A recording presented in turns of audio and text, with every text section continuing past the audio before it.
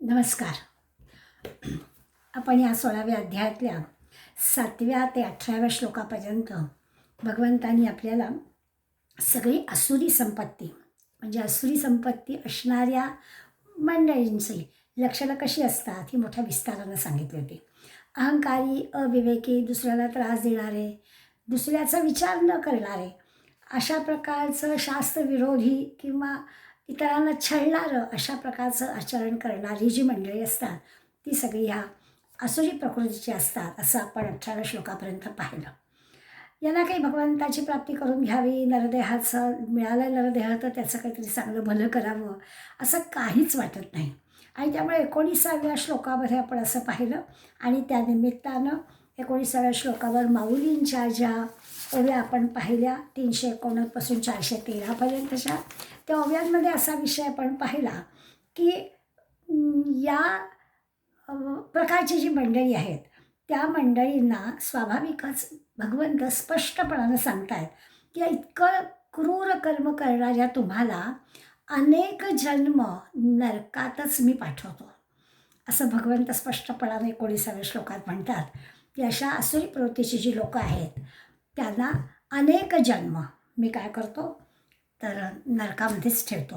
आजही हाच विषयाचा माऊली पण सांगणार आहे. 20वा श्लोक आहे, आसुरीम योनिमापन्ना मूढा जन्मनी जन्मनी मामप्राप्य व कौंतेय ततो यांत धमाम गतिम. हाच विषय घेऊन 20व्या श्लोकात पण सांगतात, कौंतेय अर्जुना माम अप्राप्य एव, माझी प्राप्ती न होताच भगवंताची प्राप्ती करण्याची एक छान सुवर्ण संधी नरदेहामध्ये जन्म घेणाऱ्या तुम्हाला मिळालेली आहे. असं असूनसुद्धा माझी प्राप्ती न होताच भगवंताची प्राप्ती न होताच हे जे मूर्ख लोक आहेत ते जन्मनी जन्मनी म्हणजे प्रत्येक जन्मात काय करतात तर आसुरी योनी आपन्ना, आसुरी योनी प्राप्त करून घेतात. आसुरी योनीतच पुन्हा पुन्हा त्याने जन्म घ्यावं लागतं. अधमाम गतीम संती, आणि अशा अधम म्हणजे अति नीच अशा गतीला घोर नरकामध्ये ते जातात. आता एक परिचित कथा पुराणातली आहे, आपल्याला त्याचं स्मरण करून देऊन पुढे जाऊया. माऊली या संदर्भात काय म्हणतात त्यांच्या ओव्या आपण आज पाहणार आहोत. पुराणात एक कथा आहे की सनकादिक असे 4 ब्रह्मदेवाचे मानसपुत्र सनक, सनंदन, सनातन, संजय आपल्याला माहिती आहेत. हे वैकुंठ लोकामध्ये एकदा जातात. आता त्यांचं असं आहे की ते जीवनमुक्त आहेत. ते तिन्ही लोके कुठेही जाऊ शकतात, त्यांना कोणी अडवू शकत नाही. पण वैकुंठ लोकांच्या द्वारावर द्वारपाल होते, त्यांचं नाव जय विजय. आपण मंदिरातून जातो ना, मंदिराच्या गाभाऱ्यात जाण्यापूर्वी दोन्ही बाजूला हे जय विजय असतात. तर त्यांनी या चौघांना अडवलं. आता त्यांचं ते कामच आहे ना, ते द्वारपाल आहेत, त्यामुळे ते कोण जाता येता ह्यांच्यावर त्यांनी चौकशी करणं हे त्यांचं काम आहे. त्यामुळे त्यांनी त्या चौघांना अडवलं. पण पुढे असं झालं की त्यांनी त्यांना प्रवेश दिला नाही. उलट प्रवेश न देता गैरशब्दांचा वापर करून त्यांना हाकलून लावलं. कोण आहेत हे जाणलं नाही, कशासाठी आले ते लक्षात घेतलं नाही, आपल्या अधिकाराचा चुकीचा वापर केला आणि या सनकादिक 40 जणांना हाकलून दिलं. आता ते खरे सिद्ध आहेत, त्याला कुठेही प्रवेश असं मी म्हटलंच. ते म्हणाले, त्यांनी सांगितलं त्या जयविजयांना की तुम्ही वैकुंठात राहता आहात, तुम्हाला नारायणाचं सान्निध्य लाभलेलं आहे आणि असं असूनही तुमचं हे आचरण असं आहे, तुम्ही गैरवर्तन करतात, कटू शब्दांचा वापर करतायत, इतकी तुच्छता तुमच्या शब्दात आहे. त्यामुळे तुम्हाला या वैकुंठ भूमीत राहण्याच्या योग्यतेचे तुम्ही नाही आणि आम्ही तुम्हाला शाप देतो आहे, तुम्हाला 3 वेळा आसुरी योनीमध्ये जन्म घ्यावा लागेल. आणि पुराणात कथेमध्ये असं सांगतात की या दोघांना हिरण्यकश्यपू आणि हिरण्याक्ष हा पहिला जन्म घ्यावा लागला. त्यानंतर रावण आणि कुंभकर्ण हा दुसरा जन्म घ्यावा लागला आणि कंस आणि शिशुपाल हा द्वापार युगामध्ये 3रा जन्म घ्यावा लागला. म्हणजे ज्यांच्या मनात, विचारात, वागण्यात इतरांबद्दल एवढा तिरस्कार आहे त्याला पुन्हा पुन्हा आसुरी योनीमध्ये जन्म घ्यावा लागतो असं सांगतात. आपल्यासाठी एवढंच आपण लक्षात ठेवलं पाहिजे की आपण कुणाचाही न करावा द्वेष, मत्सर द्वेष करू नये, कोणाला रागी बोलू नये. एवढा प्रयत्न आपण करावा. राग आला तरी देखील तो व्यक्त करण्याची काही आवश्यकता नाही. आपल्याला जमलं तर आपण निघून जावं, अशा प्रकारचा विचार आपल्याला करायला हवा. आता ह्या खोलात शिरत नाही की कुठल्या प्रकारचा राग आला तर कसा व्यक्त करावा आणि जय विजयना ओळखता आलं नाही की आपल्या दारामध्ये कोण आलं आहे आणि त्यावेळेला अनोळखी माणसाशी कसं आपण वर्तन करावं, अशा सगळ्या गोष्टी आहेत. पुराणातली कथा ही आपल्याला आवश्यक असेल तेवढी घ्यायची असते. म्हणजे या जय विजयांना ह्या अशा प्रकारच्या वर्तनाबद्दल 3 वेळा जन्म घ्यावा लागला. मी आता म्हटलं की भगवंतांनी आपल्याला माणसाचा जन्म दिला आहे आणि भगवंताची खरं तर आपल्यावर फार मोठी कृपा आहे. आणि मग अशी जर कृपा आहे तर त्याचा फायदा आपण करून घ्यायला हवा, स्वतःचा उद्धार आपणच करून घ्यायला पाहिजे. ह्या ज्या सगळ्या स्वर्ग नरकाच्या कल्पना आहेत ना, त्या आपण समजून घेतल्या पाहिजेत. आज 2 ग्रंथांचा उल्लेख करणार आहे की त्याच्यामध्ये अगदी समान विचार आपल्या पुढे मांडला गेला. चाणक्य नीतीमध्ये अगदी हा जो विषय आहे तोच, म्हणजे आता माऊलींच्या ओव्या पाहिल्या की आणखीन तो पक्का होईल. पण भगवंत गीतेमध्ये आपल्याला सांगतो आहे की असं वर्तन करणाऱ्याला मी पुन्हा पुन्हा जन्मनी अनेक जन्म हे नरकामध्येच घालावे लागतात. चाणक्य नीतीला म्हणतात, अत्यंत कोपहा कटुकाच्या वाणी दरिद्रताच्या स्वजनेषु वैराहा. सहज कळणाऱ्या गोष्टी आहेत. नीच प्रसंगाह कुलहीन सेवा चिन्हानी देहे नरकस्थितानाम. अत्यंत कोपहा, अत्यंत रागीट असणारा, कटुकाच्या वाणी, कटू बोलणं, दुसऱ्याला लागेल असं बोलणं, दरिद्रता आणि स्वजनेषु वैरहा, दारिद्र्य आणि पुन्हा आपल्या लोकांशी शत्रुत्वाची भावना. नीच प्रसंग हा कुलहीन सेवा, स्वजनांशी शत्रुत्व किंवा कुलहीन नीच माणसांशी संगत आवडणं, अशा सगळ्या खुणा चिन्ह म्हणजे अशा सगळ्या ज्या गोष्टी आहेत, ह्या प्रकारचं जे आचरण आहे हे असणाऱ्यांना नरकातच जन्म घ्यावा लागतो. आणि दुसरं इथे त्यांनी असं म्हटलं, नरकस्थितानाम, नरकात राहतात आणि तिथूनच ते आलेले असतात. म्हणजे दोन्ही गोष्टी आहेत की असं वर्तन आत्ता या नरध्यात असताना आपल्याकडून झालं तर नरकात जावं लागतं, किंवा आपण असं धरू की नरकातच होते पण त्यांना संधी मिळाली म्हणून त्यांना ही मनुष्यजन्म मिळाला आहे. आता याही जन्मामध्ये वर्तन असंच झालं तर जन्मनी असंही आपल्याला म्हणता येईल. पद्मपुराणातही अगदी असंच वर्णन आहे. कार्पण्य वृत्ती ही स्वजनेषु निंदा, कुचैलता नीच जनेषु भक्ती, अतीव रोषः कटुकाच वाणी नरस्य चिन्हम नरकागतस्य. अगदी तेच शब्द थोड्याशा रचनेमध्ये बदल केलेले आहेत. कार्पण्य वृत्ती म्हटलं, कार्पण्य म्हणजे कंजूषपणा, स्वजनेषु निंदा, आपल्या माणसांची निंदा करणं, कुचैलता अस्वच्छपणा, नीच जनेषु भक्ती हीन लोकांचे संगत धरणं, अतीव रोग अत्यंत रागीट असणं, कटुकाची वाणी कटू बोलणं, हे सगळी जी काही नरस्य चिन्ह, ही माणसाची जी चिन्ह आहेत, माणसाचा जो स्वभाव आहे, ह्या ज्या काही माणसाच्या स्वभावाच्या खुणा आहेत, या नरकागतस्य, नरकातूनच आलेल्यांची ही चिन्ह आहेत किंवा नरकात जाणाऱ्यांची ही चिन्ह आहेत असं म्हणायला हरकत नाही. या उलट जी स्वर्ग भोगून पुण्य संचय करून, असं तरी आता ही दोन्ही उदाहरणे जी झाली, ती दोन्ही उदाहरणं नरकात कोण जातं किंवा नरकातूनच कोण आलेलं आहे, म्हणजे असं वागणारी माणसं आहेत ती नरकातून आलेली आहेत, हा त्याचा अर्थ. तर असं आपण त्यांच्या खुणा पाहिल्या. आता उलट स्वर्ग भोगून क्षीणे पुण्य मरते लोक विशंती, पुण्य संपल्यानंतर पुन्हा या भूलोकामध्ये यावं लागतं. तसा पुण्यसंचय संपला म्हणून या नरदेहामध्ये पुन्हा येतात. याचं वर्णन पण चाणक्य नीतीमध्ये केलं आहे. स्वर्गस्थितानाम इहजीवलोके चत्वारी चिन्हानी वसंती देशे. 4 चिन्ह सांगितली. दानप्रसंगे मधुरावाणी देवाचनम ब्राह्मण तर्पणंच. दानप्रसंगे दान करायला तत्पर असतात, मधुरावाणी दुसऱ्याला आनंद देणारं बोलतात, गोड बोलतात, देवाची पूजा अर्चा करतात, नामस्मरण करतात, तीर्थयात्रा, देवदर्शन हे सगळं आवडतं. म्हणजे आत्ता म्हटलं तसं क्षीणे पुण्यमर्त लोक विशंती, स्वर्गात राहून ते पुण्य संपल्यावर परत आलेले असतात, पण त्यांचं हे आचरण अशा प्रकारचं असतं असं सांगतात.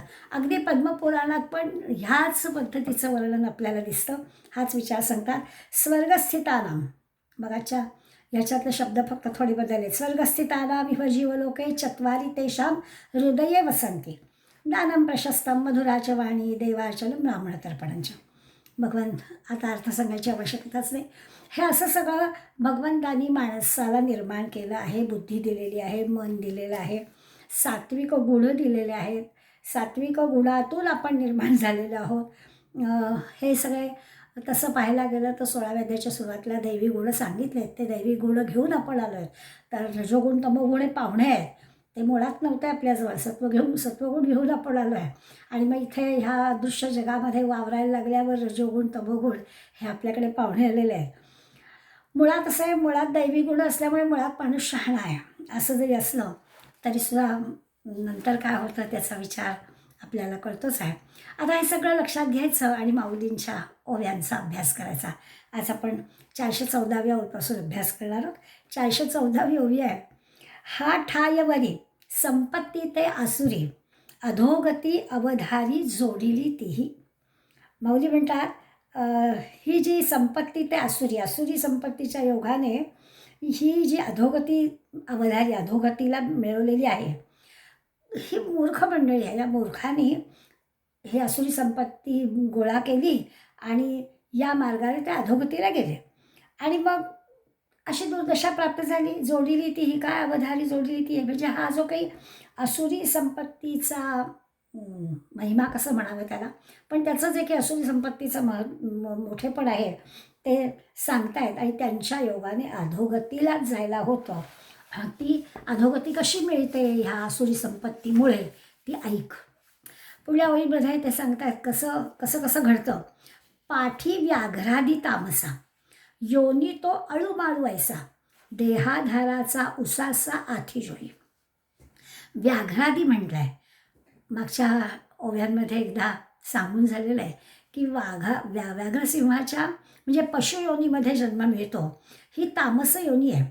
व्याघ्रादी तामसा या पशुयोनीमधल्या म्हणजे तामस योनीमध्येही देहाच्या आधारानं त्याला अधूनमधून ह्या आसुरी संपत्ती असणाऱ्या, आसुरी स्वभाव असणाऱ्या मंडळींना अधूनमधून ह्या पशूंच्या योनीमध्ये जन्म मिळतो आणि जणू काही ते म्हणतात थोडीशी अळूमाळू, थोडीशी किंचित अशी या अशा प्रकारच्या पशूंच्या योनीमध्ये जन्म मिळाल्यामुळे देहधाराची स्वस्थता, थोडीशी विश्रांती मिळते, स्वस्थता मिळते. किंबहुना खरं तर माऊलींच्या या ओवीतून आपण असं लक्षात घ्यायचं आहे की त्यांना एक संधी मिळते की आसुरीच आहे पण व्याघ्रादी पशूंच्या योनीमध्ये जन्म मिळाले. जसं आपण उदाहरण म्हणून घेतलं तर समर्थांच्या चरित्रामध्ये आपल्याला प्रसंग दिसतो की महाराजांची परीक्षा घेण्याकरता समर्थांनी वाघिणीचं दूध आणायला सांगितलं आणि खरोखरच पशु असला तरी समोरचा माणूस आपल्याकडे कोणत्या हेतूनं येतो आहे हे जणू काही त्या पशूंना सुद्धा कळतं आणि महाराज त्या वाघिणीपुढे सुद्धा नम्रपणानं बसले आहेत आणि काय त्यांची भाषा वाघिणीला कळली माहीत नाही, पण आपल्या सद्गुरूंना दूध हवं आहे या वाघिणीचं असं सांगितल्यामुळे त्या वाघिणीने आपली जी मुळातली पशुमुळ असणारी जी क्रूरता आहे ती तिथे व्यक्त केली नाही, उलट त्यांची महाराजांची जी इच्छा होती ती पूर्ण केली. मुद्दा काय तर पशूंनासुद्धा एक वेळ पशुयोनीत असणाऱ्यांना सुद्धा सत्कृत्य करण्याचं संधी मिळू शकते. तर इथे ते म्हणतात की हा जो जन्म आसुरी लोकांना मिळणारा हा जो जन्म आहे ती म्हणजे जणू काही स्वस्थता आहे, विश्रांती आहे, संधी आहे. पुन्हा काहीतरी चांगलं घडलं तर या पशुयोनीतून पण सुटका होऊ शकेल. तोही मी बोल्हावा हिरे, मग तमची होती एकसरे, जेथ गेले अंधारे काळ बंडे जाई. माऊलींच्या दृष्टांताचा विचार केला असं वाटतं सुचतं कसं हे. माऊली काय म्हणतात पहा की थोडीशी विश्रांती सुद्धा तोही मी बोल्हावा हिरे. मग मी काय करतो ती थोडीशी जी काही स्वस्थता मिळालेली आहे ती पण हिरावून घेतो. तमोगुणी असेल, पाशवी वृत्तीनंच वागला असेल तर तिथली ती स्वस्थता पण हिरावून घेतो आणि तमची होती एकसरे. मग काय होतं सगळीकडे अंधारच, पण तो अंधारसुद्धा कसा, जेथ गेले अंधारे काळ वंडेजे, म्हणजे तमोरूप योनीमध्ये सुद्धा गेल्यानंतर खरं तर ठीकच आहे अंधार आहे, अंधार कळला, पण तिथे म्हणतात की इतकं होईल की तमोरूप योनीमध्ये तो अंधार पण काळा ठिक्कर पडेल. आधीच अंधार आणि म्हणजे तो काळोखाच आणि त्यात तोही काळा ठिक्कर पडेल अशा ठिकाणी मी त्यांना घालतो. म्हणजे त्या पशुयोनीमध्ये जरा स्वस्थता मिळेल आणि काही संधी मिळेल तर पशुयोनीतून पुन्हा या आसुरी माणसाला स्वाभाविकच आणखीनच पुढला जन्म तमोयोनीमध्ये घ्यावा लागतो. म्हणजे आसुरी लोखंड, गवत किंवा पाषाण अशा प्रकारच्या स्थावर योनी ज्या म्हणतात त्या त्यांना प्राप्त होतात. म्हणजे जे एक जड अज्ञानरूप जे आहे त्या ठिकाणी आता त्याचं वर्णन काय, त्या ठिकाणी अंधार गेला तरी अंधार पण काळवंडून जाईल असं तरी म्हटलं आहे. की काय होतं, जे इथं गेले अंधारे काळवंडे, जे काळं ठिक्कर पडेल, अंधारसुद्धा तिथे जाईल आणि काळा ठिक्कर पडेल, अशा योनीमध्ये त्याला जन्म मिळतो. आधी पशुयोनी होता, तरीही असा वागला, तर मग तो कुठे जाणार, तर अशा जड पाषाण किंवा लोखंड किंवा तृण गवत क्षुल्लक अशा जन्मामध्ये जाणार. जयांची पापा चिळसी, नरक घेती विवसी, क्षीण जाय मूर्छी शिणे जेणे. पुढल्या ओळीमध्ये माऊली सांगतात, जयांची पापा चिळसी. चिळस म्हणजे अगदी किळस येते, त्या वागणुकीचं घृणा वाटते. आणि कोणाला घृणा वाटते, तर पापा चिळसी म्हणजे या तमयोनीमध्ये असणाऱ्यांचं जे पाप आहे, त्या पापाला सुद्धा किळस वाटते, इतकी ते हीन झालेले असतात. किंवा नरक घेती विवसी, किंवा नरकाला सुद्धा भीती वाटते. नरक घेती विवसी, नरकसुद्धा विवसी म्हणजे भीती वाटते. किंवा क्षीण जाय मूर्छी शिणे जेणे, किंवा जिथे म्हणजे श्रम होतात, ते श्रमसुद्धा थकून मूर्छित होतात. इतके श्रमसुद्धा मूर्छित होतात. माऊलींच्या ह्या तिन्ही उपमा कळायला आपल्याला वेळ लागेल. काय म्हणतात ते, तर असा जो तमो योनीमध्ये गेलेला असुर आहे, असुरी संपत्तीचा जीव आहे, त्याला काय काय होतं, तर त्याच्या तमो योनीची पापाला सुद्धा किळस येते. आता अजून काय आणखीन वाईट करणार तो, त्या तमो योनीतल्या योनीची गोष्ट सांगतात. किंवा नरकाला सुद्धा, तर नरक हीच मोठी भय वाटणारी गोष्ट आहे.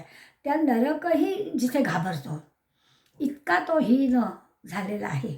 किंवा जिथे श्रमही थकून मूर्छित होतात. आता श्रम झाला तो थकलेलाच आहे, तो थकून आणखीन ते श्रम मूर्छित, थकलेला मूर्छित होणं ठीक आहे, ते श्रमच मूर्छित होतात.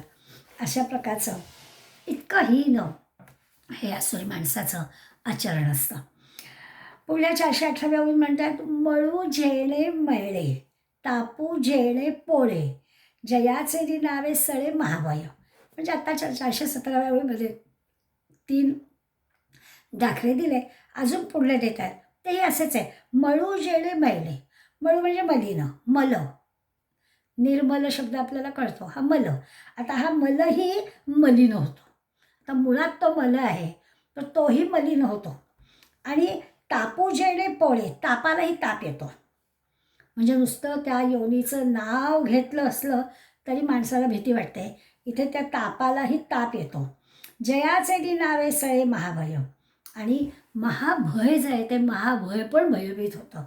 नुसतं जरी त्या तमोगुणी असुरी अशा जीवाचं असुरीपण जे काही आहे त्याचं नाव घेतलं तरीसुद्धा भयभीत होतो. म्हणजे त्रिविध तापाला चटका बसतो असं म्हणूया. ज्याचं नाव काढलं की त्या महाभयस्वरूप असेल, अगदी मृत्यूला सुद्धा म्हणतात तशी व्यथा निर्माण होते असं वर्णन करतात. पापा जयाचा कंटाळा, उपजे अमंगळ अमंगळा, विटाळू ही विटाळा बिहे जया. 1-2 उदाहरणं देऊन माऊली थांबत नाहीत, आणखीन दृष्टांत देऊन सांगतात. पापा जयाचा कंटाळा, पापसुद्धा कंटाळतं, इतका हा तमोगुणी हीन आहे, पापही कंटाळतं. उपजे अमंगल अमंगळा, अमंगलत्वही अमंगल होतं, मुळातच अमंगल, आता त्या आणखीन अमंगल काय व्हायचं आहे, अमंगल पण अमंगल होतं. विटाळू ही विटाळा बिहे जया, आणि विटाळही आपला विटाळू अशी भीती बाळगतो. त्या विटाळालाही विटाळाची भीती वाटते. बिहू म्हणजे भिणं, विटाळाला पण विटाळाची भीती वाटते. मुळातच तो विटाळ आहे आणि त्याला काय भीती वाटायची. पण इतका थोडक्यात काय अतिहीन असं याचं आचरण असतं. अर्जुना, ऐसे विश्वाची या बोखटया, अधमजे धनंजया, ते ते होनी भोगून या तामसा योनी. धनंजयाला म्हणजे अर्जुनाला भगवंत सांगतात, विश्वाची या बोखटया, या सगळ्या विश्वात अधमातला अधम आहे, अधम जे धनंजय, अधमातली अधम गोष्ट जी आहे म्हणजे ही जी तामस योनी आहे, तिच्या त्याची अशी दुर्दशा असते, तिच्या अशा भोगांची दुर्दशा असते. आणि त्या भोगूनही पुन्हा पुन्हा पुन्हा पुन्हा त्याच योनीत जन्म घ्यावा लागतो.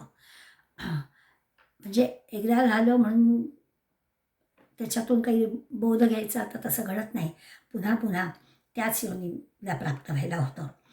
आहा सांगता वाचा रे, आठविता मन खिरडे, असा हा सांगता वाचा रडे, आठविता मन खिरडे, कटारे मूर्खी केवढे जोडिले निरय. वाचा रडे म्हणतात. वाचा रडे म्हणजे वाणीला सुद्धा कष्ट होत आहेत. ह्याचं सगळं वर्णन करता हा सांगता हे सगळं असुर लोकांचं इतकं हीन दीन वर्णन करताना काय घडतं, तर वाणीला पण कष्ट होतात. हे सगळं सांगत नाही. हे सांगणं काही मोठं आनंददायी नाही आहे. आठविता मन खिरडे, मन खिरडे म्हणजे मन कचरतं. नुसतं आठवलं तरी देखील मन कच खातं सांगायला. ह्याबद्दल नाही बोलू. वाचा थांबते. ही दीनस्थिती वर्णन करता येत नाही. मन कच खातं. कटारे मूर्खी केवढे, आणि अरे रे मूर्खी केवढे जोडिले निरय. इतका अनर्थ ओढवून घेतलेला, असं वाटतं की केवढा घोर अनर्थ याने ओढवून घेतला आहे. म्हणजे इतकी खिन्नता, मन खिन्न होऊन जातं. अरे रे त्या मूर्खांनी हे असं नरक, निरय म्हणजे नरक, नरक दुःख असं मिळवलेलं आहे. म्हणजे अर्जुनाला सांगताना माऊली पण सांग काय याचं वर्णन करावं, हे असं सगळं भयानक आहे. इतकी खिन्नता येतं, मन सुद्धा तयार होत नाही या गोष्ट बोलायला, वाणी तयार होत नाही, आणि असं सगळं नरक दुःख हे लोक मिळवतात. आसुरी ज्यांची स्वभाव आहे ती मंडळी हे अशा प्रकारचं हीन दीन जीणं जगतात. कासीसया ते आसुर, संपत्ती पोशिती वाऊर, जिया निधले घोर पतनायसे. आणि म्हणून ते म्हणतात कासी सया ते आसुर. असं जे काही इतकं पतन होतं, त्यामुळे ते म्हणतात की हे असुरी संपत्ती असणाऱ्यांना, ज्याच्यामुळे हा सगळा प्रसंग येतो. इतका नीच योनीमध्ये परत परत जावं लागतं, इतका पतन प्रसंग येतो. वाऊर म्हणजे वाईट किंवा व्यर्थ, वावगं ज्याला म्हणतो, असं वावगं ते वागतात. जिया निधले घोर पतनायसे. आणि असं सगळं आपलंच मूर्खपण वाढवतात. आणि असं वाढवल्यामुळे या असुर संपत्तीचा असा घोर, संपत्तीच्या लोकांचं असं अधपतन होतं, घोर अधपतन होतं. आणि असुरी संपत्ती हे मूर्ख लोक अशी का सांभाळून ठेवतात आणि पुन्हा पुन्हा या अशा नरकामध्ये का जन्म घेतात काही समजत नाही. म्हणून तू धनुर्धरा, म्हणून अर्जुना तुला सांगतोय, नोहावे गाती या मोहरा, त्या मार्गाकडे जाऊ नको. हा सगळा मार्ग तुला सांगण्याचं कारण काय, आपण पाहिलं आहे की यापूर्वी दैवी गुण सांगून झाल्यावर भगवंतांनी आसुरी गुण सांगायला सुरुवात केली, तेव्हाच सांगितलं अर्जुनाला की तू तसं नाहीच आहेस. खरं तर तुला हे सगळं सांगण्याची आवश्यकताच नाही आहे, कारण तू काही आसुरी मार्गाने जाणार नाही. पण तरीही तुला माहिती असावं म्हणून मी सगळं सांगतोय. तसं या ओवीमध्ये ते सांगतायत, म्हणून तू धनुर्धरा नोहावे यात या मोहरा. मोहरा म्हणजे त्या मार्गाकडे, तिकडे जाऊ नको, त्या आसुरी संपत्तीकडे बघूसुद्धा नको. जेवता वासू आसुरा संपत्तीवंता, जिथे ते निवास करतात अशा त्या तमो योनीकडे, अशा निकृष्ट योनीकडे डोंगून जेव्हा पाहू नको, किंवा त्यांचं नावही घेऊ नको, असं अर्जुनाला भगवंत फार प्रेमाने सांगतायत. माऊली पण आपल्याला सांगतायत की असं हे सगळं वर्णन का केलं आहे, तर ज्या मार्गाकडे आपल्याला नक्कीच जायचं नाही आहे, तरी देखील आपल्याला माहिती पाहिजे की हा किती चुकीचा मार्ग आहे, ते इकडे बघूसुद्धा नको अर्जुना, असं ते सांगतात. आणि दंभारी दोष साही, हे संपूर्ण जयाच्या ठाई, ते त्यजावे हे काही म्हणू की र. आता ते प्रश्न विचारत आहेत की अरे दंभादी दोष साही, दंभादी 6 दोष आहेत. शरीरपूजन आपण म्हणतो ते सगळे 6 दंभ हे आहेत. हो संपूर्ण जयांच्या ठाई, हे सगळे असुरी लोकांच्या ठाई असतात. किती त्यांचं वर्णन केलं आहे, तर थोडक्यात असं आहे की हे सगळे साहीच्या साही षड्रिपू ज्याला म्हणतो, ते सगळे या असुरी लोकांच्या ठिकाणी असतात. ते त्यजावे हे काही म्हणू की, त्यांचा त्याग करावा हे निराळ सांगायला हवं आहे का. आणखीन त्याच्यामध्ये दंभात दोषाही संपूर्ण ज्याच्या ठाई म्हटलंच आहे, आणि कामक्रोधाचा विषय नेहमीच येतो. तर हे सगळेजणं त्या ठिकाणी राहतात, त्या असुरी लोकांकडे राहतात, त्यांचा त्याग करावा, हे त्यजावे हे काही म्हणू की र. हे काही वेगळं सांगायला हवं का, करायलाच हवं, अगदी निश्चयाने करायला हवं की त्या षड्रिपूंच्या जराही वाटेला जायचं नाही, हे ठरवायलाच हवं. अशा प्रकारचा एक 20व्या श्लोकामध्ये भगवंतानी अर्जुनाला, माऊलींनी तुम्हा आम्हा सगळ्यांना या अशा प्रकारच्या आसुरी स्वभावाच्या मंडळींचं काय होतं ह्याचं थोडं भय वाटणारं असं वर्णन आपल्याला करून सांग की त्या वाटेला जाऊसुद्धा नको. अर्जुनाचा तर जाण्याचा प्रश्नच नाही आहे, केवळ माहिती पाहिजे म्हणूनच अर्जुनाला भगवंतांनी हे सगळं सांगितलं. आपल्याला सुद्धा आपण चुकीनं हे अशा प्रकारचं वर्तन कधी करत असलो तर आपल्याला सुधारणा करता यावी, यासाठी माऊली गो शब्दामध्ये ओव्या आपल्याला सांगतात आणि त्याचा धोका काय आहे तोही आपल्याला वर्णन करून सांगतात की या सगळ्या षड्रिपूंना जराही थारा न देता आपला छान मिळालेला आहे नरदेह त्याचं आपण चांगलं सोनं करून घ्यावं आणि ह्या तमोगुणाकडे जराही वळूनसुद्धा बघू नये. 21वा जो गीतेतला श्लोक आहे, त्रिविधम नरकस्येदं द्वारं नाशनमात्मनः कामक्रोधस्तथा लोभस्तस्मात् एतत्त्रयं त्यजेत. षड्रिपू सांगितले आधी 24मध्ये. भगवद्गीता आपल्याला सांगते की या सगळ्याच्या मुळाशी असणारे 3 काम क्रोध लोभ ही नरकाची दारच आहेत. त्रिविधम नरकस्येदं द्वारं नाशनमात्मनः ही काम क्रोध आणि लोभ ही नरकाची दारं आहेत.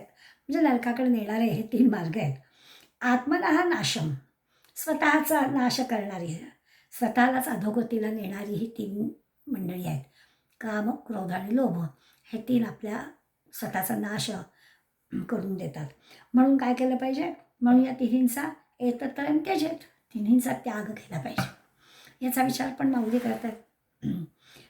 आज तो आपण करूया. ज्या मार्गाला जायचं नाही ते तर आपल्याला सांगितलंच आहे माऊलीने, तरी त्यातल्या त्यात आता आणखीन काय, तर हे 3 जे आहेत त्या तिघांच्याकडे सारखं काम क्रोध लोभाकडे बारकाईनं लक्ष द्यावं की हे 3 जे मार्ग आहेत ते अत्यंत वाईट आहेत. ईश्वराने आपल्याला खरं तर ज्ञानशक्ती, इच्छाशक्ती आणि क्रियाशक्ती ह्या 3 महत्त्वाच्या गोष्टी दिल्यात.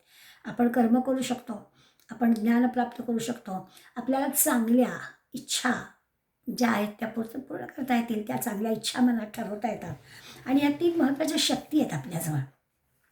त्याचा आपण चांगला उपयोग करून घेतला पाहिजे. योग्य उपयोग करून घेतला तर स्वाभाविकच आपण ऊर्ध्वगतीला जाऊ, म्हणजे आपलं कल्याणच होईल, चांगलं जीवन आपल्याला मिळेल. पण जर का त्याचा नीट वापर केला नाही, क्रियाशक्ती, ज्ञानशक्ती आणि इच्छाशक्तीचा, तर आपण अधोगतीला जाऊ, अधिकाधिक निकृष्ट किंवा दुःखी जीवन जे आहे तिकडे वळू.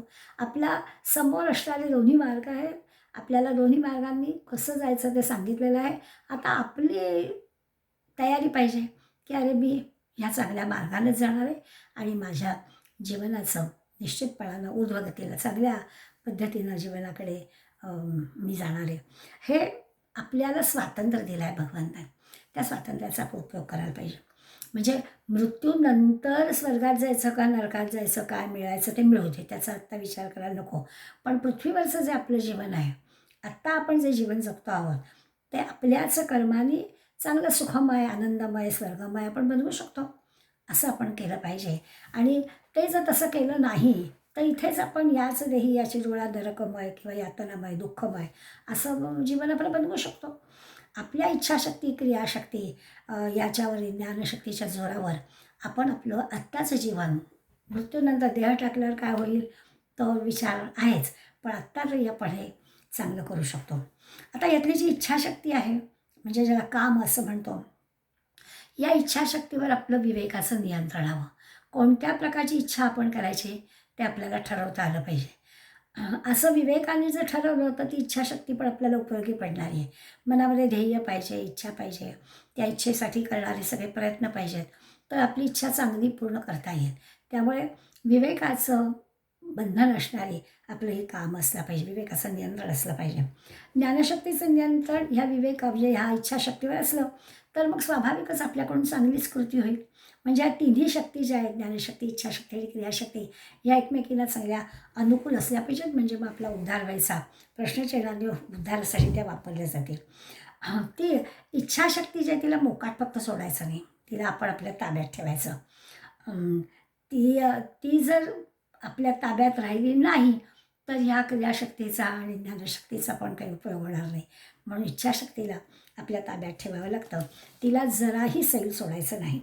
खरं तर आपण असं पाहत आलो की जीव आपला भगवंताचा अंश आहे, चराचरामध्ये तो भगवंत आहे. त्यामुळे सगळे जे दैवी गुण आहेत ते आपल्यामध्ये अंगभूत आहेतच. मग असे जे दैवी गुण आपल्यामध्ये आहेत तर मग हा जीव जेव्हा ह्या सगळ्या प्रकृतीशी जोडला जातो तर तो असा गैर का वागतो, म्हणजे प्रकृतीशी जोडला जाणारा जीव जो भगवंत आहे त्याच्यात तो विकृत का होतो, तर त्या फार मोठ्या विकृतीचा प्रभाव या जीवावर पडतो आणि ही आसुरी संपत्ती निर्माण होते. म्हणजे विवेक नसेल, ती इच्छाशक्ती कुठेही स्वैर धावायला लागली तर गडबड व्हायला लागते आणि माणूस खाली खाली जातो. अधोगतीला जातो, स्वतःचा विनाश करून देतो. एवढी मोठी नरदेह घबाड मिळालेला असूनसुद्धा तो त्याचा उपयोग करत नाही असं दिसतं. आता हे जे घसरणं हे कसं होतं?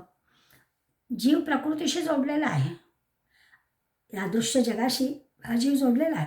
हे स्वतःला तो जेव्हा मी म्हणजे हा देह असं समजतो त्यावेळेला गडबड होते. स्वरूपाचं मी म्हणजे काय आहे या मीला जर आपण ओळखलं तर त्या त्यागाशी स्वभावाशी असं जोडलं जातं आणि मग या सगळ्या याचं चांगली म्हणजे ऊर्ध्वगतीला जाता येतं. जीवाचं जे खरं स्वरूप आहे सच्चित आनंद असं आपण मी म्हणतो ते ते सच्चित आनंद ते जीवाचं स्वरूप त्याला कळेल. स्वभावाचा विचार केला तर स्वभाव परिवर्तनशील बदलू शकतो. देह म्हणजे देह विकृतीकडे जायला लागला समजा तर त्याला परत जागेवर आणता येतं. इच्छाशक्ती निर्माण झाल्या तरी विवेकाच्या आधारे त्या इच्छांना परत आपल्याला काबूत ठेवता येतं. कुठेतरी अपेक्षा गैर वाढू लागल्या तर पुन्हा त्याला योग्य मार्गावर आणता येतं. काय मिळालं की काय मला आनंद आहे याचा विचार करता आला पाहिजे. काय मिळालं की मी सुखी होईन, किती मिळालं की मी सुखी होईन. नाहीतर मग त्या कामना इतक्या वाढत जातात संपणारच नाही. हे मिळालं तरी मी सुखी होईन असं नाही, अजून पाहिजे अजून पाहिजे. जे नाही आहे ते आणखीन हवं आहे, आणखीन मिळालं की आणखीन हवं आहे. यातून ही आसक्ती वाढत जाते आणि मग अविवेकाने वर्तन होतं आसक्ती वाढली की. बरं या सगळ्या कामनांच्या मागे लागणाऱ्याला सुख मिळत नाहीच हे तर अगदी पक्कच आहे. सुख म्हणत आहे दुःख ठाकून आलं असं वारंवार आपण म्हणतो. आणि मग ते मिळण्यासाठी असं नाही तर तसं येणं मार्गाने नाही तर ते मग त्या मार्गाने अशी सुरुवात होते. तो लोभही वाढतो आणि मग या कामनापूर्तीमध्ये लोभाला पुढे तोही त्यानेही जमलं नाही मग राग आला अशा सगळ्या गोष्टी होतात आणि माणूस त्याच्यात गुंतून पडतो. इतकंच नाही नुसता गुंतून पडतो नाही तर त्या सच्चित आनंदापासून दूर जातो, ईश्वरापासून पण दूर जातो. म्हणून ते सांगतात हा तर अनुभव आपला नेहमीच आहे. पैसा हवा पैसा हवा पैशाशिवाय होत नाही. आणखीन हवा किती हवा कितीही मिळाला तरी हे जे लोभाचं चक्र आहे ते संपतच नाही. आणखीन हवा असं होतं. त्या लोभाला मर्यादा राहत नाही. सर्वच बाबतीत आहे पैसा असं नाही. अलीकडे घरातल्या वस्तू घरं कपडे किती जरी असले तरी त्याला काही प्रमाण नाही. मी तर आता सध्या अशा देशात आलेली आहे की अपरंपार म्हणजे मोठी मोठी कपाटं घरात 3च माणसं असली तरी चपलांचं कपाट कितीकड एकेकाला 5-5 10-10 जोड. तर असं हे सगळं जे काही आहे ना ते कुठे थांबावं काय नेमकं करावं. सौंदर्य प्रसाधन असू देत कपडे असू देत खाद्यपदार्थ असू देत अफाट अफाट असतात. या सगळ्याचे अमर्याद अशा ज्या गोष्टी आपण पाहतो त्या पाहिल्या की असं वाटतं की माणूस अविवेकाने हे काय करतो आहे. एकीकडे म्हणतो आहे सगळं इथेच ठेवून जायचं आहे वगैरे पण थांबणं हे काही जमत नाही. किती घर हवं लहान किती मोठं हवं 2 बेडरूम 3 बेडरूम 4 बेडरूम इथे तिथे न संपणारी गोष्ट असा जो हव्यास ज्याला म्हणतात हा हव्यास होता. सगळी जी लोभ आणि पराकोटीच्या लोभाने कुठे मर्यादाच नाही कुठे थांबलंच जात नाही. या लोभापायी खरं म्हणजे एक तो म्हणजे काम झाला क्रोध येईलच लोभ ह्या सगळ्याचे परिणाम काय आहेत तर परिणाम आपल्याला भयानकच आहेत. वैयक्तिक जीवनात तर दिसतातच आहेत पण सामाजिक जीवनात पण आपण विचार केला संबंध याचा तर आपल्या असं की हा जो सगळा भ्रष्टाचार वाढला आहे तोही यामुळेच वाढला आहे की अति माणसाला लोभ झाला आणि त्या लोभापायी माणूस भ्रष्ट वागायला लागला. समाज सगळा बिघडला. वैयक्तिक माणसाचा पण आणि समाजाचा राष्ट्राचा सुद्धा घात ह्याच्यात व्हायला लागला. माऊली पण आपल्याला या काम क्रोध लोभ ह्या 3 जे आहेत 3 नरकाची कशी द्वारं आहेत ती सांगणार आहेत. आता हे तर आपण रोज अनुभवतोच आहोत त्यामुळे आपल्याला असं वाटतं की हे सगळं कळतं आहे पण तरीही माणूस वागतो आहे मात्र वेगळंच. कळत असूनसुद्धा चुकीच्या मार्गाने वागतो आहे. माऊली आपल्याला 425 होईपासून या तिघांना कसं बाजूला ठेवायचं किंवा ही 3 कशी नरकाची द्वारं आहेत याबद्दल सांगणार आहेत. परी काम क्रोध लोभ या तिहींचेची थोंब ठावे तेथे अशुभ पिकले जाणं. ते म्हणतात ठावे म्हणजे वाढतं. काय वाढतं? पीक वाढतं. कशाचं? काम क्रोध लोभ हा जणू काही एखादा आपण असं म्हणूया की एक वृक्ष आहे किंवा असा एक झुपका आहे. आणि मग तो काय होतो, तो वाढतो, बहरतो, वृक्ष बहरतो. कशामुळे? त्या बरं समजा वाढला तर ठीकच आहे, वाढतो पण आणि त्याला अशुभच फळं येतात. जी फलं निष्पत्ती होते ती अशुभ होते. काम, क्रोध, लोभ वाढत राहतो. आपल्या इच्छा वाढत राहतात, चुकीच्या मार्गाने वाढतात वाढतात वाढतात. ते चूक करतोय असं वाटत नाही. परिणामी असं होतं की त्याची जी फळं आहेत ती सुद्धा विषारीच असतात, अशुभच असतात. हे लक्षात घ्या. आता माऊलींचं सांगणं आहे, त्यामुळे माऊली आपल्याला दृष्टांत वेगवेगळे देऊन सांगणार. सर्व दुःखी आपुलिया दर्शना धनंजया, पाढाऊ हे भलतया दिधले आहाती. ते म्हणतात की सर्व दुःखी आपुलिया, सगळी जी दुःख आहेत ना, त्या दुःखाने आपला मार्ग दाखवण्यासाठी हे काम, क्रोध वाटाडे म्हणून नेमलेले आहेत. सगळ्या दुःखांचा जो मार्ग आहे, ज्या ठिकाणी जायचं आहे ते दुःखच आहे. आणि त्या दुःखाकडे जाण्याचा मार्ग कोण दाखवत आहे? मार्ग दाखवणारे वाटाडे असतात. ते वाटाडे कोण आहेत? काम, क्रोध, लोभ. काय दृष्टांत दिला आहे बघा, की याचा परिणाम काय होणार आहे? तर दुःखातच त्याची परिणिती होणार आहे. सर्व दुःखी आपुलिया दर्शना धनंजया. अर्जुना, ते दाखवतात बघ, दर्शन म्हणजे दाखवतात, मार्ग दाखवतात. पाढाऊ हे भलतया दिधले आहाती, आणि वाटाडे म्हणून ते असं काम देतात. हे ध्यानात ठेव अर्जुना, लक्षात घे. अंतिमता ह्या सगळ्या क्रोध, लोभ, मोह, क्रोधानी जे काही घडणार आहे ते अंतिमता दुःखच देणार आहे. दुःखाकडे जाण्याचा मार्ग दाखवणारे वाटाडे, असं माऊली ह्या कामक्रोध लोभाला म्हणतात. का पापिया नरक भोगी, सुवावया लागी जगी, पातकांची दाटुगी सभाची आहे. आता म्हणतात पापी या नरक भोगी, हे पापीचे लोक आहेत, नरकाच्या दुःख भोगामध्ये असणारे पापी लोकांना नरकातच जावं लागतं. सुआवया लागी जगी, आणि मग नरकाच्या याच्यामध्ये नरकभोगाचा ते काय करतात? दंड देण्याकरता पातकांची दाटुगी सभाची आहे. पापी गोष्टींची म्हणजे कामक्रोध लोभाची, पातकांची सर्वाधिक अशी सभा बोलावतात. म्हणजे ही कामक्रोध लोभ आहेतच त्या सभेमध्ये. त्यांच्यामुळे काय घडतं? तर जणू काही नरकाकडे आधी मार्ग दाखवतातच, आणि आता नरकाच्या भोगाचा दंड देण्याकरता ही मंडळी तिथे आलेली असतात, त्यांची सभा भरलेली असते. का पापिया नरकभोगी, सुवावया लागी जगी, या नरकाच्या दुःखभोगात घालण्याकरता, या नरकभोगाचा दंड देण्याकरता, शिक्षा देण्याकरता ही काम, क्रोध, लोभ ही सगळी पातकांची सभा भरलेली आहे. सगळे एकत्र आलेले, यांच्या मार्फत हे सगळं पुढे घडणार आहे.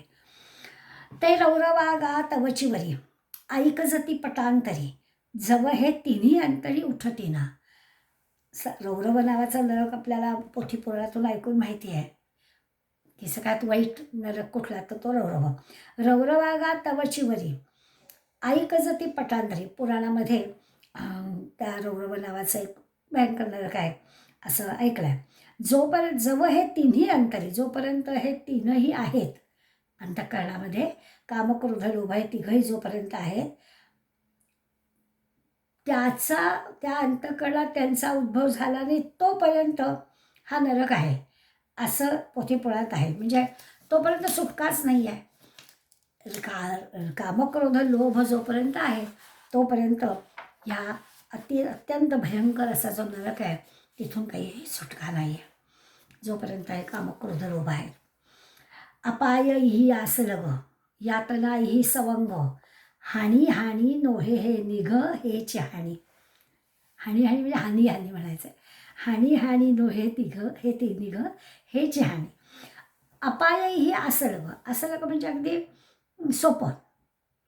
ते म्हणतात लवकरच अपाय होतो, सहज होतो, सोपं आहे अपाय होणं. हे मार्ग दाखवणारे कामक्रोध लोभ सभा भरलेली आहे त्यांचीच, रौरव नरकात जाण्याची ही तयारी त्यांनीच केली आहे. आणि यातनाही सवंग, यातनाही सहजपणे येतात, इतकी हानी त्यांची होते. अपाय किती होतो तर सहजपणे यातना होतात.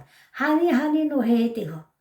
आता हानी होते असं म्हणण्यापेक्षा हे जे तिघं आहेत कामक्रोध लोभ, हेच मूर्तिमंत हानी, हेची हानी, हेच खरं म्हणजे मूर्तिमंत हानी आहेत. त्यांच्यामुळे हानी होते असं म्हणण्यापेक्षा ते म्हणजेच हानी आहे, ते असणं म्हणजेच आपलं नुकसानच आहे सगळं, असं अगदी लक्षात घ्यायला. ते तिघे हे तिघं हेची हानी, काम क्रोध लोभ हेच मुळात मूर्तिमंत हानी आहे. इतकं नाशाकडे जाणारी गोष्ट आहे. आणि शेवटच्या ओळीमध्ये पुढे सांगतायत ते आपल्याला, काय बहु बोल सुभटा. आता आणखीन काय सांगू अर्जुना, सांगितला निकृष्टा. सगळं असं निकृष्ट, वाईट, तमोगुणी, नीच योनीतलं, असुरी असं वर्णन केलं आहे. नरकाचा दारवंटा त्रिशंकू हा. हे जे त्रिशंकू आहेत म्हणजे 3 दोष आहेत, कामक्रोध लोभ आहेत, हा नरकाचा दारवंटा आहे. म्हणजे नरकाच्या दरवाजाचा उंबरठा आहेत. अर्जुना आता आणखीन काय सांगू तुला, हे सगळं जे काही वर्णन ऐकलं आहेस, हे सगळ्या वर्णनाचा अर्थ असाच आहे की हे सगळं जे अत्यंत वाईट हीन असं जे रूप तुला सांगितलं, त्या नरकाचं जे प्रवेशद्वार आहे, ते प्रवेशद्वार म्हणजे हे त्रिदोष, आणि हे 3 दोष म्हणजे कामक्रोध लोभ, आणि हे उंबरठा आहेत. ह्या उंबरठ्याच्या आत गेलं की नरकाचंच ते प्रवेशद्वार आहे. आता हे सगळं भगवंत अर्जुनाला सांगतायत. अगदी वाईट वर्णन केलं आहे.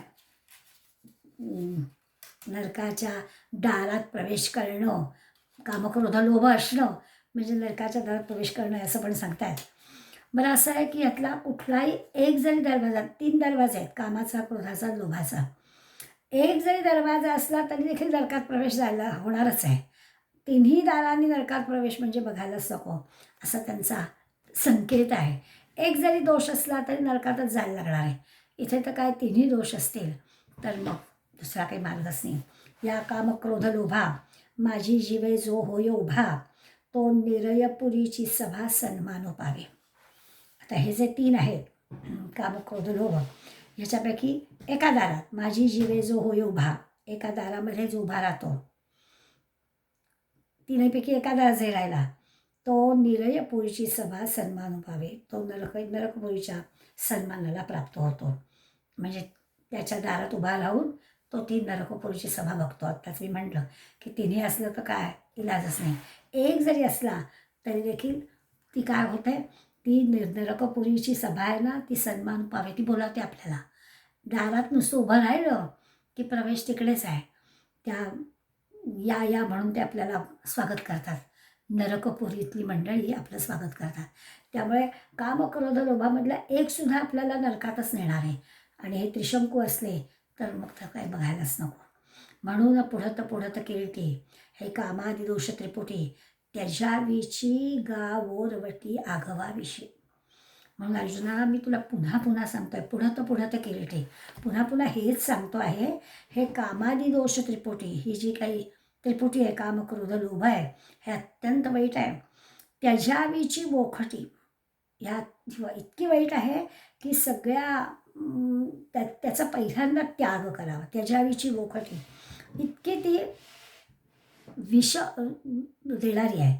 म्हणजे असं आहे की कामना म्हटलं की स्वस्त्री आणि परस्त्री याविषयीची कामना, ती चुकीची असेल तर नरकात जायचं.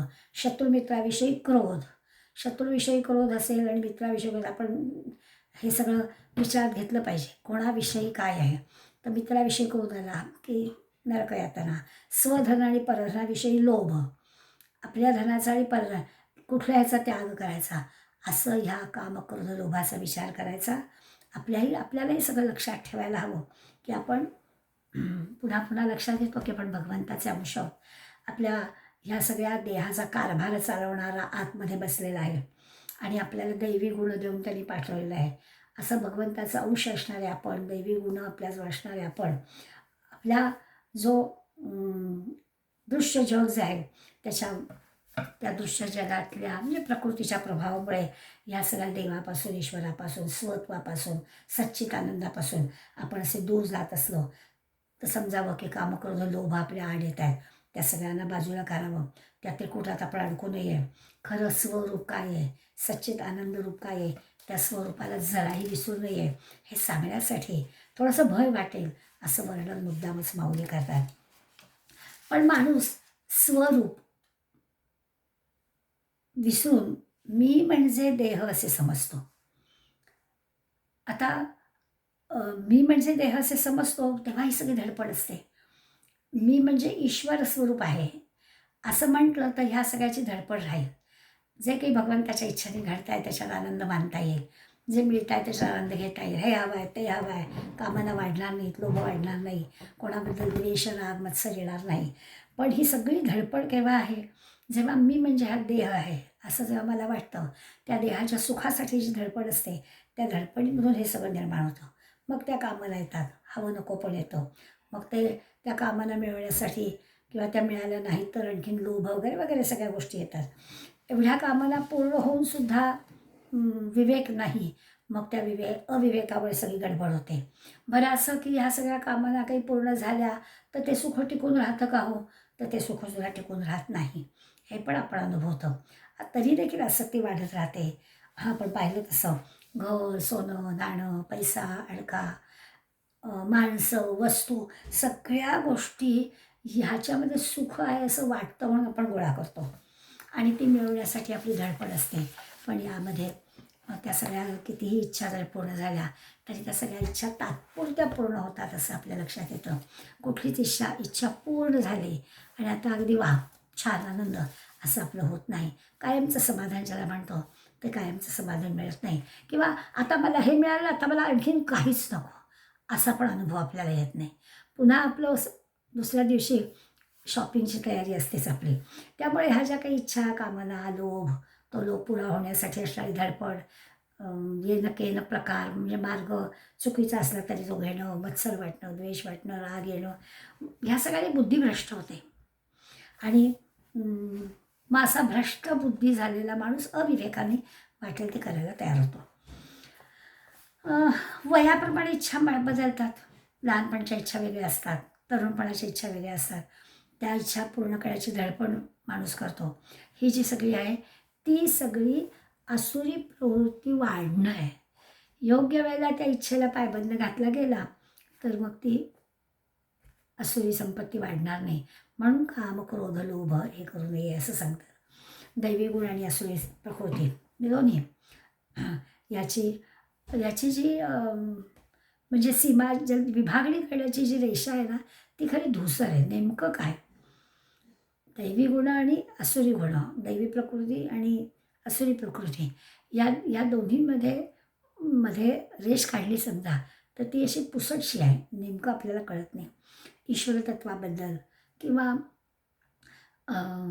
संतांचं सांगणं जे आहे त्या सांगण्याचा जर आपण विचार केला तर आपल्याला असं लक्षात येतं की सत्संग, संत साहित्याचा अभ्यास, संत काय सांगतात त्याची जिज्ञासा, तर हे सगळं दैवी प्रकृतीकडे जाणारं असतं.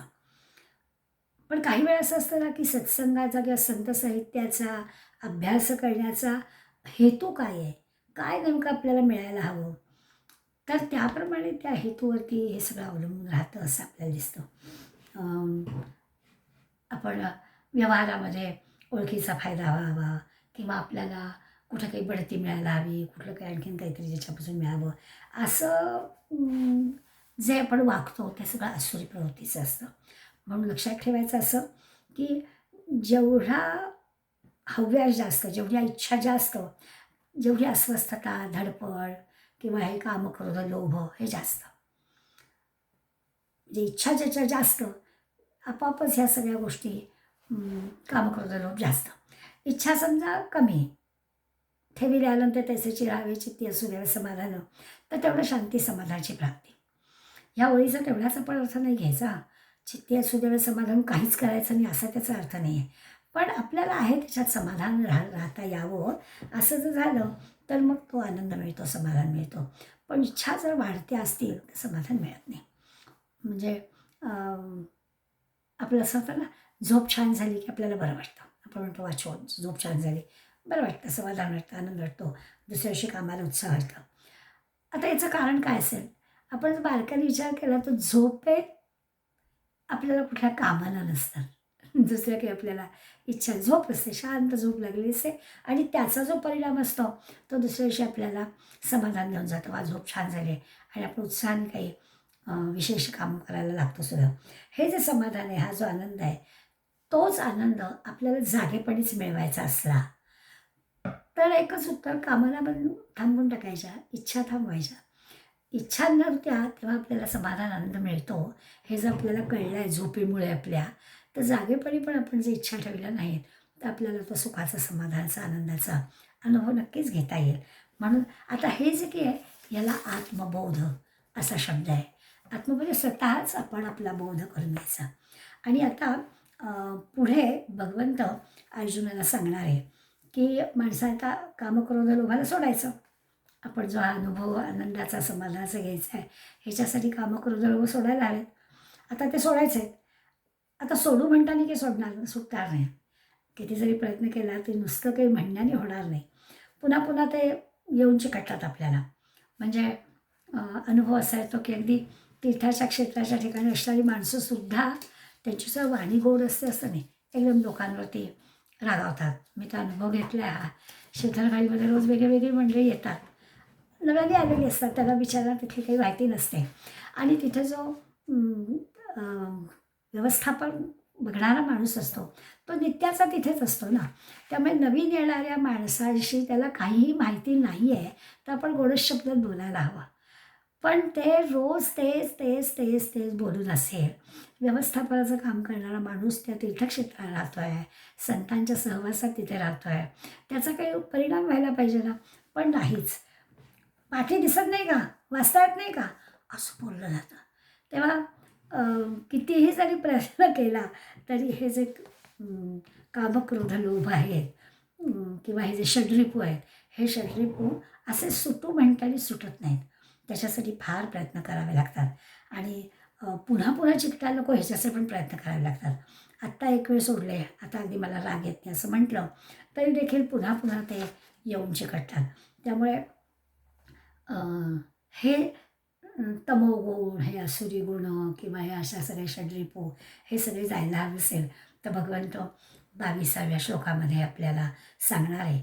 काय करायला सांगणार आहे की ही जी 3 तमोद्वार सांगितली, 3 दरवाजे नरकात नेणारे सांगितले, त्या दरवाजातून तुला सुटायचं असेल, म्हणजे तुला परावृत्त व्हायचं असेल तर काय करायला पाहिजे, तर स्वतःच्या कल्याणाचं काहीतरी आपण आचरण, म्हणजे तसं आपल्याला वागता आलं पाहिजे.